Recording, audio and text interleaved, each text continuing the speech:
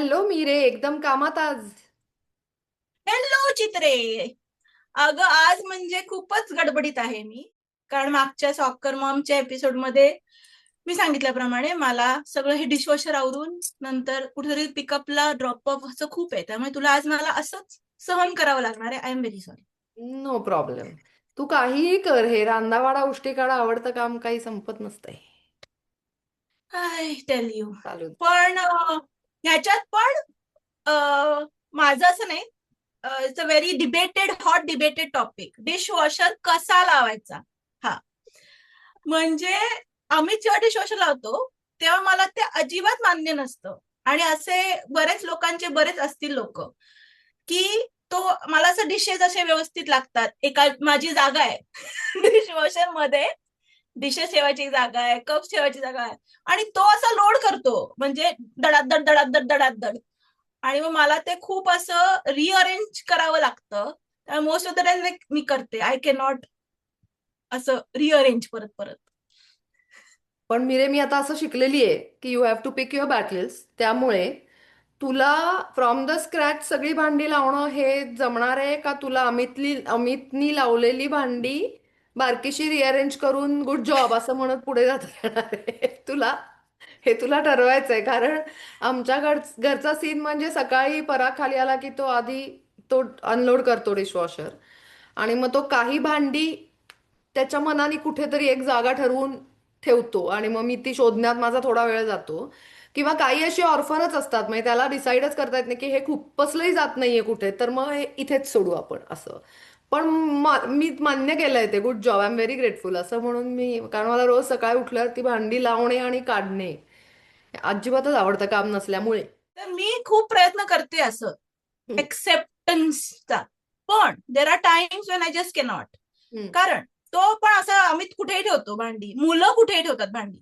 पण साधारण आपल्याला एक सवय होऊन जाते की हे भांड इथे साधारण ठेवलं असेल, त्याच्या शेजारी इकडे तिकडे साधारण, राईट.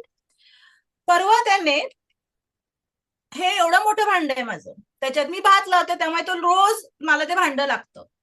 आणि एक दिवशी मला सापडेच ना, आणि मी सगळीकडे लिटरली सगळ्या कपाटांमध्ये बघितलं, वरती सुद्धा बघितलं की काय माहित नाही, मे बी तर कुठेही सापडत नव्हतं. Finally I had to call him की बाबा ते मोठं आपलं भाताचं भांड. ते आधी एक्सप्लेन करायलाच वेळ गेला माझा की भांड कुठलं. भांड कुठलं भांड? न भाताचं असं भांड आहे आपलं इथूनच. मग त्याला विचारलं कुठे ठेवलंय, असं असं एक्सप्लेन केल्यानंतर तर त्यांनी कुठे ठेवलं असेल, एक ओटा एल शेपचा असला की त्याला एक कोपरा असतो बघ, जिथे आपण शक्यतो काही ठेवत नाही किंवा असं खूप जुनं लागणारं ठेवतो. हम्म. तर त्याला तिथे जागा सापडली, मिळाली. म्हणून त्यांनी हे भांड तिथे ठेवलं होतं. आणि आय वॉज लाईक वाय.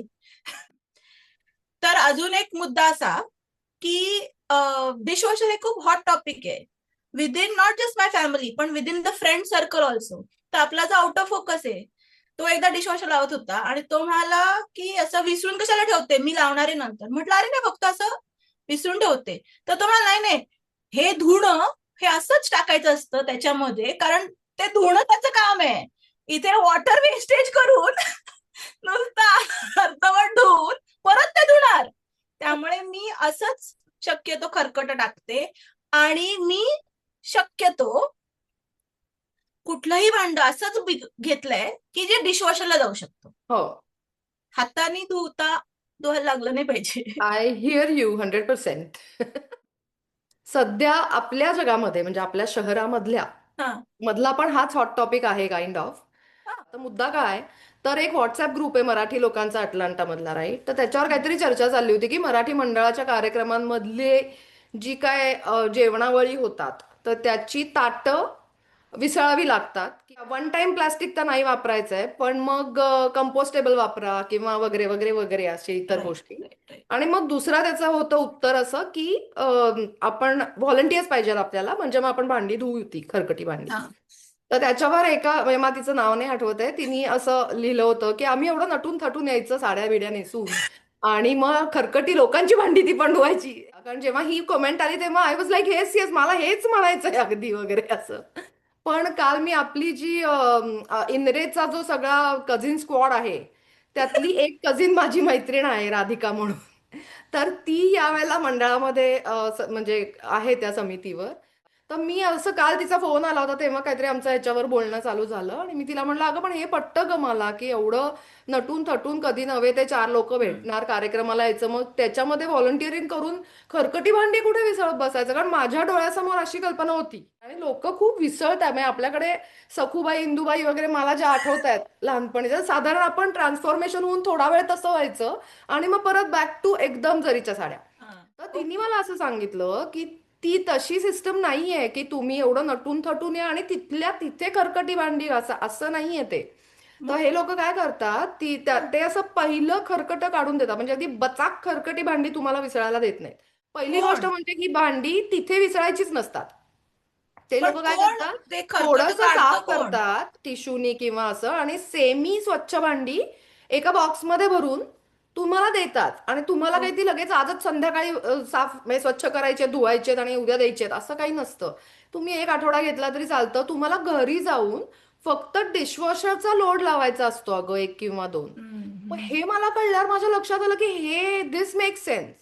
हा. बरोबर आहे की नाही की म्हणजे अगदी वन टाइम प्लेट्स वापरायच्या एवढ्या 500 जणांच्या आणि तो लिटरली आपल्या डोळ्यासमोर दिसतंय की हम्म. आपण जेवलोय आणि आपण अगदीच म्हणजे पर्यावरणाला भार झालोय असं. मी तिला म्हणलं हे की मला जसं वाटलं की साड्या नेसून यायचं आणि भांड्यांना लागायचं हो हो. तसं बऱ्याच जणांना वाटतंय. मलाही तसंच वाटलं होतं की हा. आय कॅनॉट म्हणजे बाकी काही हो वाढण्याचं काम सांगा, हो टेबल हे करायचं, सेटअपचं सांगा, काही हो सांगा, हो डेकोरेशनचं सांगा, पण हे नाही मी करू शकत म्हणजे साडी एक्झॅक्टली. तर नेसून.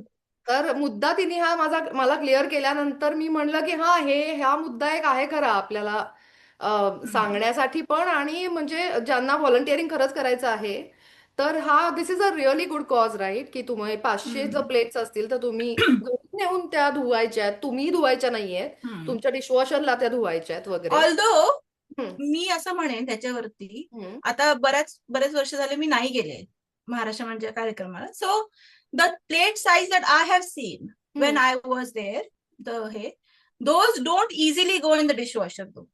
ते उंचीला थोडेसे हायर आहेत म्हणजे मग तसं थोडासा विचार करून ते पटकन डिशवॉशरला जातील असं बघा मग. If correct. That is the, मला माहित नव्हतं पण आय रिमेंबर कोणाच्या तरी इकडे गेले होते तर ते आर प्रिटी टॉल हो हो that don't go in the dishwasher बरोबर इझिली. बरोबर. आता बॅक टू 2005 ओके जेव्हा मी पहिल्यांदा अमेरिकेमध्ये आले होते बापरे. आणि पराग आधीच होता काही वर्ष किंवा काय वॉटेवर. आम्ही दोघच होतो. आमच्याकडे दोनच प्लेट होत्या आणि एखाद दोन जास्त असतील म्हणजे अशा मी 6चा सेट 12चा सेट असं काहीच घेतलं नव्हतं. हा. दोन ग्लास दोन असं दोन भांडी असं एकदम म्हणजे नोमॅड संसार असतो तसा होता. तर एकदा परागचा मित्र आणि त्याची बायको असे आमच्याकडे आले आणि मग आम्ही काहीतरी कॅलिफोर्नियामध्ये अजून 4 ठिकाणी फिरायचं होतं वगैरे असं सगळं झालं. पहिल्या दिवशी ती आली मग आल्यानंतर मग ते ओव्हरनाईट 2-5 दिवस राहणार होते आमच्याकडे. मग ती म्हणली की चल मी पटकन लोड करते मग डिशवॉशर मी काहीतरी मदत ना मला हा. असं. हा. तर मी तिला म्हणलं तो लोडेडच आहे. तर ती म्हणली अगं आपण आत्ताच जेवलो ना म्हणलं अगं अगं थांब थांब मी तो डिशवॉशर जो आहे तो डिश वॉशिंगसाठी वापरतच नव्हते तेव्हा. मी मी माझी जी थोडीशीच भांडी होती ती त्याच्यातच ठेवत होते कारण मला काही म्हणजे दोघांची भांडी धुवायला काय एवढा लोड व्हायचा नाही आणि स्वयंपाकाचं पण काय असं पंचपक्वान्न काहीच नव्हतं ना म्हणजे काय भाजी आमटी वगैरे. तर तिचा चेहरा असा बसलाय माझ्या डोक्यात फ्रेम होऊन. ती हताश आणि थक्क अशी एकत्रच झाली होती म्हणजे. ऑफकोर्स. ओके असं म्हणली ती मला. ओके. हे म्हणजे विसळून ठेवण्याच्या पलीकडे धुवून फक्त ड्राईंग रॅक म्हणून वापर करायचा त्याचा, आणि अजून एक कपाटासारखाच. ओ माय गॉड चित्रे. पण हे डिशवॉशर न करण्यासाठी मी असं म्हणलं ना की मोठी भांडी पण मी अशीच बघते की जे, आता हे खूप मोठं भांड आहे पण तरी मी कसं तरी त्याचं अँगल विंगल करून डिशवॉशर मध्येच गेलं पाहिजे. I will not wash it by hand. तर आम्ही जेव्हा कॉलेजमध्ये होतो, अगेन डाऊन मेमरी लेन, तू गेली तशी, तेव्हा आम्ही 5 जणी होतो. हे पण मी आधी बोलले एका एपिसोडमध्ये की 5 जणी होतो. तर तेव्हा डिशवॉशर एवढे प्रेव्हलंट नव्हते कॅलिफोर्नियामध्ये तरी. पण ते भांडी घासण्यावरती जे काय भांडणं झाली आहेत म्हणजे नळावरती कशी होऊ शकतात इंडियामध्ये असं म्हणतात ना की नळावरती बायका भांडतात, लिटरली की म्हणे नाही नाही परवाच मी केली होती असं कसं वगैरे. मग असं आमचं ते स्केड्यूल झाला एक, तो फ्रीज वरती गेला की काश्मीरा दिस डे, दिस गर्ल दिस डे, असं सगळं झालं. तर मग ऑब्व्हियसली तेव्हा तुम्ही शिकायला गेलेले असता तिथे भांडी धुण्यासाठी किंवा घरकाम करण्याला नव्हतं ते गेलेला. त्यामुळे मग आता तुमची उद्या टेस्ट आहे तर तुमचं स्किप झालं आणि मग कोणीतरी चांगुलपणा दाखवून केलं तर त्याची कुठे नोंद नाहीये ना की मग त्याचं काढायचं.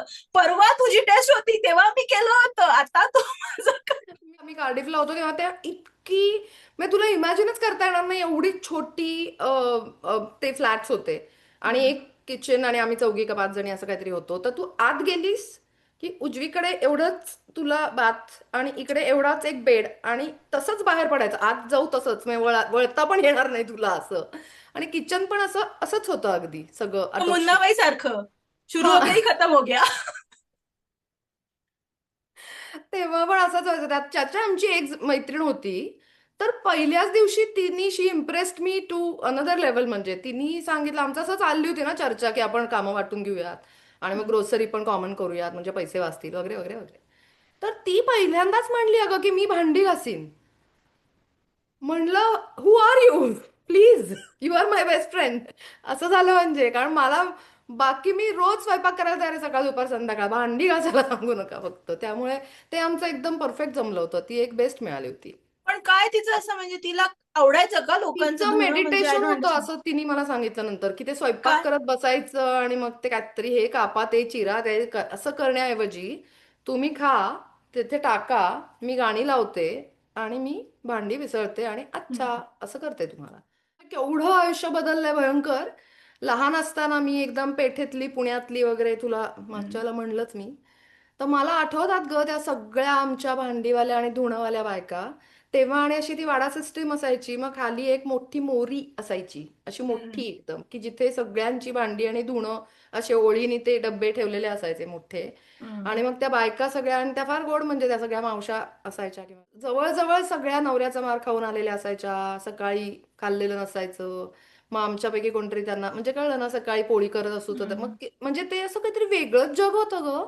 त्यांच्या त्या भांडी घासण्यांवर ह्यांचे संसार त्यांचे व्हायचे मुलांची शिक्षणं व्हायची म्हणजे ते ते बघून मला असं वाटतं की किती सगळं केवढं बदललंय ना आता. म्हणजे आपण फटाक म्हणजे आपली जी काय फर्स्ट वर्ल्ड प्रॉब्लेम्स आहेत की काय हे खरकट काढायला आवडत नाही वगैरे ते सगळं त्याला एकदम ग्लव्स कधी पाहिजे. कधी एकदम अशा त्या मला त्या सखूबाई किंवा त्या इंदुबाई आठवतात कारण मी जेव्हा शाळेतनं यायचे ना तेव्हा त्यांचा लल टाईम असायचा.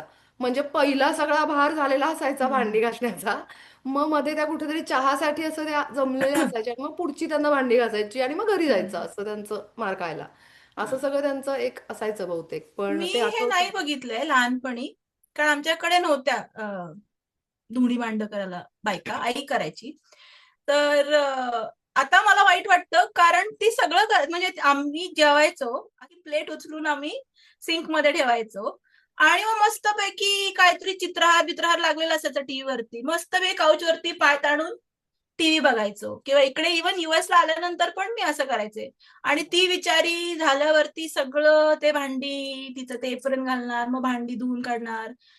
आणि आता when I think back I was like oh my god, I have been real brat. तर तू आता भांडी लाव येस, आय पटापट have a lot to go. आदळआपट न करता आणि मी आता कडेकडे कळची टाकते. बाय. बाय.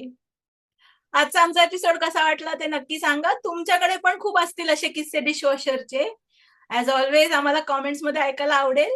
आणि या चॅनलला नक्की सबस्क्राईब करा कारण we are trying to bring अगदी relevant topics to you. So please do subscribe.